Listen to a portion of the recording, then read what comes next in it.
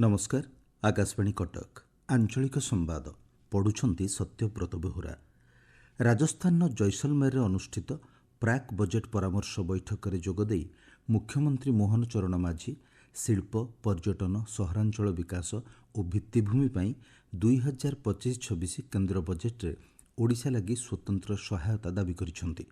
एथिसह राज्य में चालू रहिथिबा और प्रस्तावित प्रकल्प पर व्ययबराद करने को प्रस्ताव देइछंति।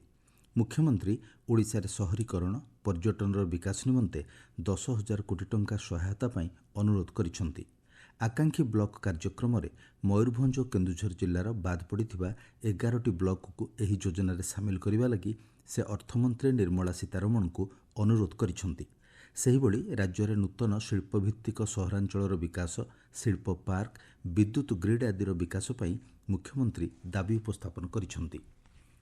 मुख्य शासन सचिव मनोज कुमार आहूजा अध्यक्षतार भुवनेश्वर लोकसेवा भवन में ऑलिव रिडले सामुद्रिक कईछों सुरक्षा और संरक्षण पर उच्च क्षमता संपन्न कमिटी बैठक अनुष्ठित होईछि। बैठक में श्री आहूजा आधुनिक ज्ञानकौशल उपयोग में सामुद्रिक कईच मानकर गतिविधि उपर नजर रखिबा, समूह अंडादान ऋतु में संपृक्त अंचल में व्यापक सचेतनता एवं आईन खिलाफकारी विरुद्ध में कार्यानुष्ठान ग्रहण करने लगी व्यवस्था को अधिक सुदृढ़ करने अधिकारी मानक निर्देश देइछंति। सूचना अनुसार 2024-25 वर्ष निमंते कईचों सुरक्षा और संरक्षण पर विभिन्न पदक्षेप निया जाउछि। भुवनेश्वर आदिवासी पड़िया अनुष्ठित राज्यस्तरीय सर्गीफुल उत्सव उद्यापित होईछि। ଏହି ଅବସରରେ ଯୋଗଦେଇ ବିଦ୍ୟାଳୟ ଓ ଗଣଶିକ୍ଷା ମନ୍ତ୍ରୀ ନିତ୍ୟାନନ୍ଦ ଗଣ୍ଡ କହିଛନ୍ତି, ବିଦ୍ୟାଳୟ ତଥା ଛାତ୍ରାବାସରେ ରହି ପାଠ ପଢ଼ୁଥିବା ଛାତ୍ରଛାତ୍ରୀଙ୍କ ପ୍ରତିଭାକୁ ସାର୍ବଜନୀନ କରିବା ତଥା ସେମାନଙ୍କ ଦକ୍ଷତା ବିକାଶ ପାଇଁ ସର୍ଗୀଫୁଲ ଆୟୋଜିତ ହୋଇଥିଲା। ଉତ୍ସବରେ ଉଚ୍ଚ ମାଧ୍ୟମିକ ପରୀକ୍ଷାରେ ଶ୍ରେଷ୍ଠ ପ୍ରଦର୍ଶନ କରିଥିବା ବାଣିଜ୍ୟ, ବିଜ୍ଞାନ ଓ କଳା ବିଭାଗର ଛାତ୍ରଛାତ୍ରୀଙ୍କୁ ପୁରସ୍କୃତ କରାଯାଇଥିଲା। राज्य खूब शीघ्र पंचसखा शिक्षा सेतु योजना कार्यकारी हेबा नै विद्यालय और गणशिक्षा विभाग पक्षर विज्ञप्ति प्रकाश पाई। विज्ञप्ति अनुसार मो स्कूल अभियान परिचालना संगठन को पंचसखा शिक्षा सेतु भाव पुनः नामित करा। एही योजनार कार्यकारिता नहीं जिलापाल अध्यक्षतार विभिन्न जिले में जिलास्तरीय कमिटी और राज्यस्तरीय कमिटी गठन करा बोली विज्ञप्ति कहुଯାଇଛି। भुवनेश्वर कृषि भवन में राज्य माध्यमिक शिक्षा निर्देशालय पक्षर 110टी उन्नीत उच्च माध्यमिक विद्यालय में कार्यरत भारप्राप्त अध्यक्ष मानक कार्य समीक्षा और दक्षता विकास कर्मशाला आयोजित होईछि।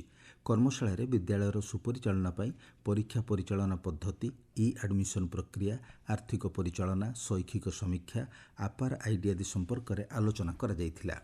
गृह विभाग पक्षर विभागीय अतिरिक्त मुख्य शासन सचिव सत्यव्रत साहू अध्यक्षतार राज्य में 76तम साधारणतंत्र दिवस पालन पर प्रस्तुति बैठक अनुष्ठित होईछि।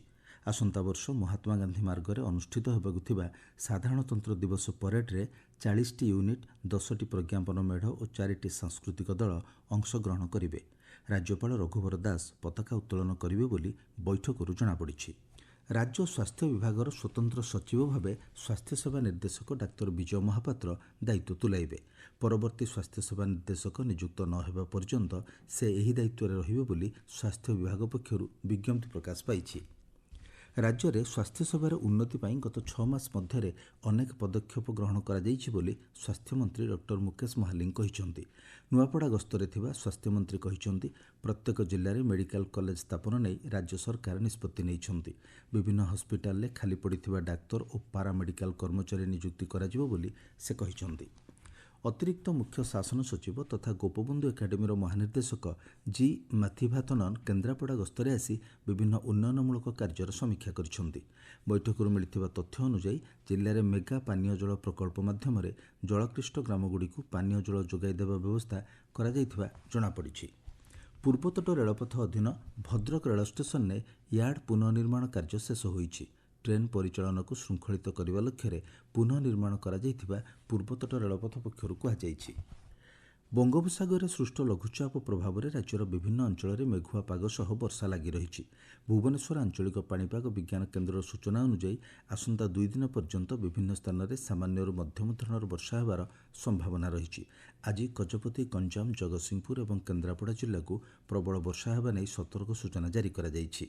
गतकाली खोर्धारे सर्वाधिक 40 मिलीमीटर वर्षा रेकर्ड करा जायछि। ଆଞ୍ଚଳିକ ସମ୍ବାଦ ବର୍ତ୍ତମାନ ପାଇଁ ଏତିକି। ପରବର୍ତ୍ତୀ ଆଞ୍ଚଳିକ ସମ୍ବାଦ ଶୁଣିପାରିବେ ଅପରାହ୍ନ 2ଟା 32 ମିନିଟ୍ରେ।